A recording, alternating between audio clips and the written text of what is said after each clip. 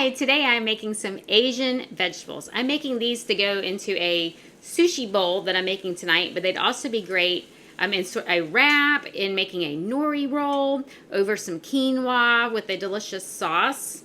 But let me get right into it. So the first thing I do whenever I'm going to be sauteing or stir frying something is go ahead and prep all of my ingredients. I went ahead and chopped half of an onion. Actually, I sliced it. I sliced half of an onion just because I cry on camera and I'm leaving that out.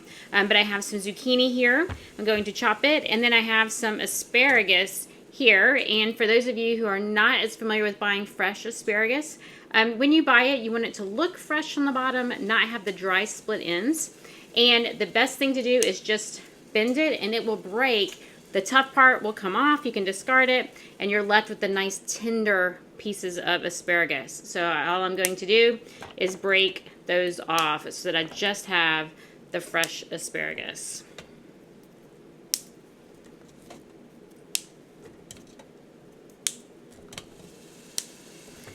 Okay, I'm also going to be using ginger and garlic. So ginger and garlic.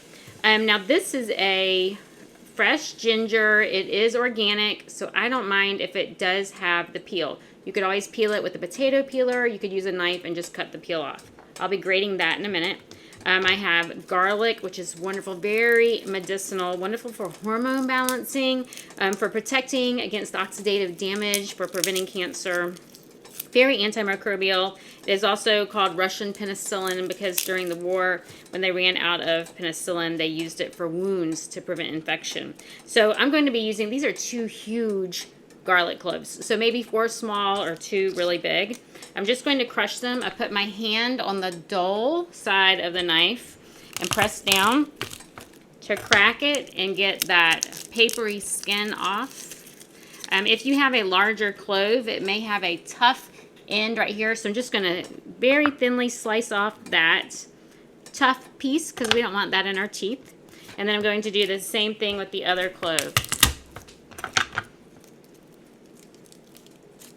And then this one, it doesn't have quite as big a piece, but I'm still going to cut off that end. Now I'm leaving those to sit because the allicin, which is the enzyme in there, those enzymes combine to form the allicin, which is where we get those wonderful benefits. So I'm going to let that sit, and I'm going to prepare my zucchini. Zucchini is such a neutral vegetable, but it's very high in vitamins. It's high in water content and things like that. I'm going to slice the 2 ends off. And then I like to cut it into thirds. Now, how you slice it is completely up to you. Some people like half moons. I like it more like French fries, but in this dish, because I do have the asparagus. Oh, and I also have some shelled edamame. So here's some shelled edamame. Whenever you buy soy, you want to make sure that it is non-GMO organic. But this is just some fresh edamame. And so I have round pieces. I have cylindrical pieces, and so I'm just going to cut these into probably triangles. So I'm going to slice it lengthwise again, and then I'm going to cut it into triangles. There we go. And so really whatever you prefer will be fine. The half moons would be great. That gives you a different texture and shape. So you could just cut them in half like that, and then slice and have them like this, half moons. You could leave them round if you want. They get a little too roly-poly for me and roll off the cutting board, and so I don't normally do it that way. Or you could also cut them into like a zucchini fry shape, which I also really like, but because we do have the asparagus, which is long and thin, I tend to not do that. I didn't even show you what I did. So I cut it into thirds. I just did 3 cuts. And then I'm going to lay it down flat. And I'm going to cut that into thirds as well. And then I have like a zucchini fry shape. So when my kids were little, I would cut these into these shapes, spread them out on parchment paper, and bake them. And they were like fries. And the kids would eat them like French fries. So I'm going to throw this. I'll leave that right there. I didn't get my compost pile, so I have a mess here. With the asparagus, I already trimmed the ends. I don't want them to be too long. This is going to be hard to pick up with a fork. You're going to have asparagus sticking out of your mouth. So I'm going to cut them into 1-inch pieces. So there we go. Do that with all of these, and then I'll be right back.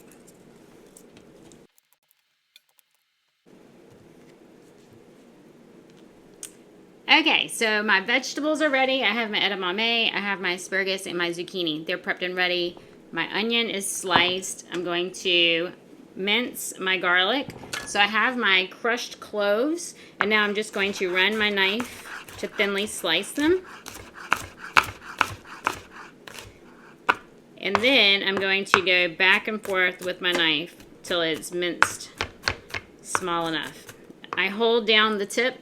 Here's the tip. I keep it down on the board and keep it firm so that I have complete control over the knife.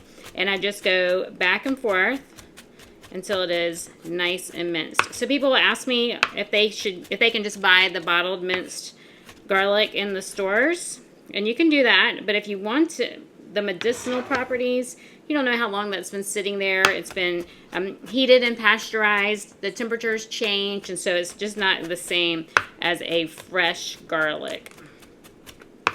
But for convenience purposes, if that's the best you can do, then that is the best you can do. Okay, so here is our garlic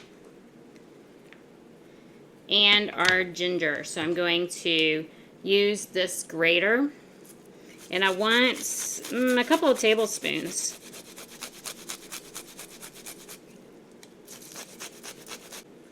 Okay, so now everything is prepped. I'm going to be using a little bit of maple syrup. For those of you who are concerned about maple syrup, you could use some stevia, or instead of, I'm going to be using liquid aminos. Instead of liquid aminos, you could use coconut aminos, and that will give you that sweet flavor. I'm going to be adding sesame oil at the end. I'm not going to cook with the sesame oil because then that heats up the oils, changes the chemical structure, and makes it very inflammatory. And I'm going to be using apple cider vinegar. This is unpasteurized with the mother. So I'm starting with the pan here. I'm using the hot plate instead of the stove, so it may take a little bit longer than it would on your stove. I'm going to add a little bit of water. I like to saute with water to prevent heating up the oils. And I'm going to be, I don't know if it's quite hot enough. I'm going to be starting with these sliced onions. So I'm going to throw them in and saute them until they are translucent. And then we will add the rest of our ingredients. Okay, it looks like our onions are just about finished. You can see they are pretty clear. And I just keep adding a little bit of water at a time just to keep them from sticking. If I wanted them to brown, I would have just let them get a little dry and brown. I didn't really want them browned, but whatever you want, your preference. Mine are just nice and clear. So now I'm going to add the garlic and the ginger. So ginger is very anti-inflammatory. It is wonderful. It doesn't get as much credit as turmeric, but it is just as anti-inflammatory as turmeric. Wonderful, wonderful spice. So my pan, using this, it doesn't keep a steady heat, and so it keeps cooling off a little bit. But I just want to saute for only about 30 seconds. If you saute garlic longer than that, it'll get that bitter flavor, which isn't quite as good. And so for just 30 seconds, and then I'm going to add all of our vegetables, our asparagus and our zucchini and our edamame. So if you don't do soy, then do some green peas. That will be just as wonderful. So soy has a bad rap. It is a well-known allergen, and so you may want to avoid it for that. But studies have shown that soy is actually estrogen protective. It has a bad reputation of being linked to cancer. Everyone thought because it is a phytoestrogen that would mean that it would increase estrogen and increase chances of cancers that are estrogen dominant. However, it's a different form of estrogen. Phytoestrogens are one form. We have alpha and beta. Mammalian are another form. I can't remember which is which, but the same thing will fit in the keyhole. It's like putting the wrong key in the lock. The plant estrogens will block the receptors, preventing the other estrogens from getting in.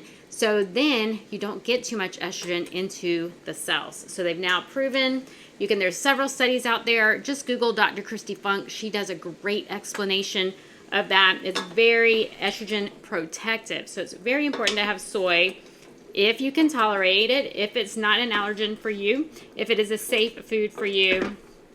It can really be protective against breast cancer. So I'm just going to steam these. I'm going to grab my lid and put the lid on and steam them for about 10 minutes, and then we'll add the rest of our flavors.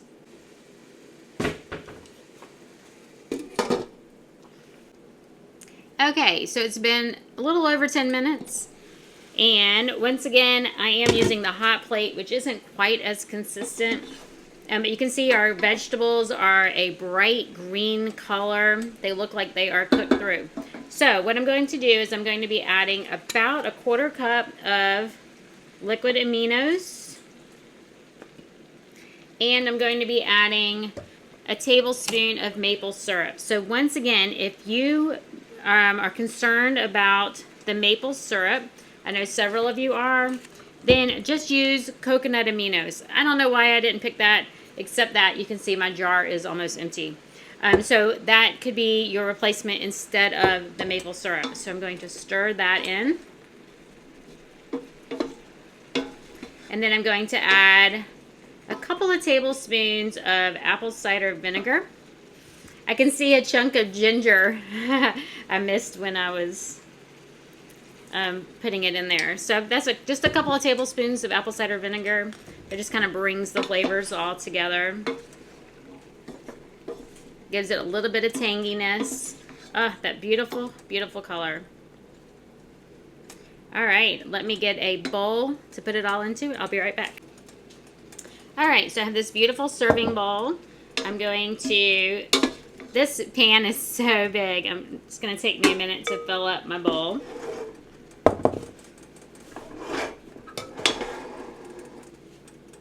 There's my hunk of ginger.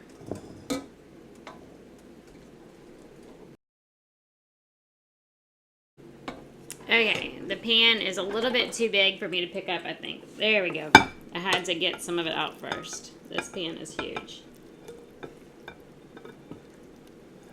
Smells so good. This is when we need smell-o-vision. There we go.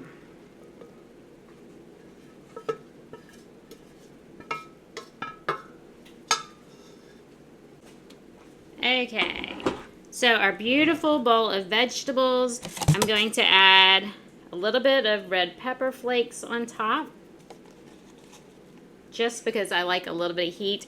Cayenne is wonderful for the circulatory system. So I'm going to add that. I'm going to add a tablespoon of sesame oil, just drizzle on the top, just for a little bit of extra sesame flavor. And then a tablespoon of sesame seeds.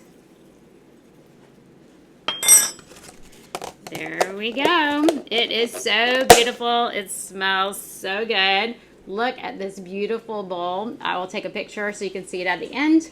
Anyway, I hope you make this Asian sesame vegetable dish.